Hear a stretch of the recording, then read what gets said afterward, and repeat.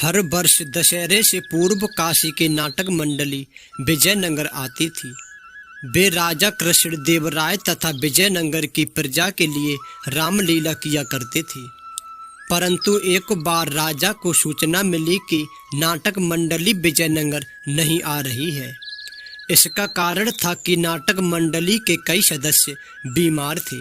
यह सूचना पाकर राजा बहुत दुखी हुए, क्योंकि दशहरे में कुछ ही दिन बाकी बचे थे। इतने कम दिनों में दूसरी नाटक मंडली की व्यवस्था कैसे की जाए। पास में दूसरी कोई नाटक मंडली न होने के कारण इस वर्ष रामलीला होना असंभव था, क्योंकि दशहरे से पूर्व रामलीला होना विजयनगर की पुरानी संस्कृति थी। महाराज को इस तरह दुखी देखकर राजगुरु ने कहा, महाराज, यदि आप चाहें तो हम रामपुर के कलाकारों को संदेश भेज सकते हैं। राजा ने कहा, परंतु इसमें तो कई दिन लगेंगे। इस पर तेनालीराम बोले, महाराज, मैं पास की एक मंडली को जानता हूँ। वे यहाँ 2 दिन में आ जाएंगे और मुझे विश्वास है कि वे रामलीला का अच्छा प्रदर्शन करेंगे। यह सुनकर राजा प्रसन्न हो गए और तेनालीराम को मंडली को बुलाने की जिम्मेदारी सौंप दी। साथ ही मंडली के रहने और खाने पीने की व्यवस्था का भार भी तेनाली को ही सौंप दिया। शीघ्र ही रामलीला के लिए सारी व्यवस्था होनी शुरू हो गई। रामलीला मैदान को साफ किया और एक बड़ा सा मंच बनवाया गया। नवरात्र के लिए नगर को सजाया गया। रामलीला देखने के लिए लोग बहुत उत्सुक थे, क्योंकि इसके पूर्व काशी की नाटक मंडली के न आने की सूचना से वे काफी दुखी थे। परंतु नई नाटक मंडली के आने की सूचना से उनका उत्साह दुगना हो गया। महल के निकट एक मेला भी लगाया गया था।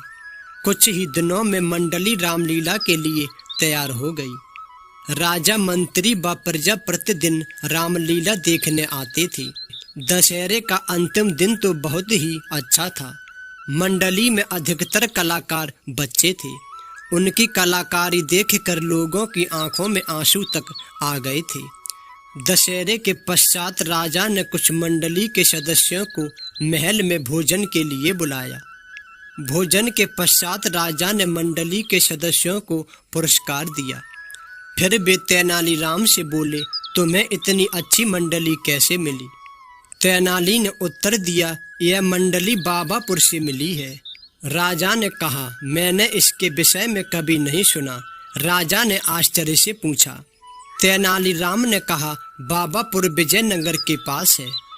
तेनालीराम की बात सुनकर मंडली के कलाकार मुस्कुरा दिए। राजा ने उनसे उनके इस प्रकार मुस्कुराने का कारण पूछा तो मंडली का एक छोटा सा बालक सदस्य बोला, महाराज, वास्तव में हम लोग विजयनगर से ही आए हैं।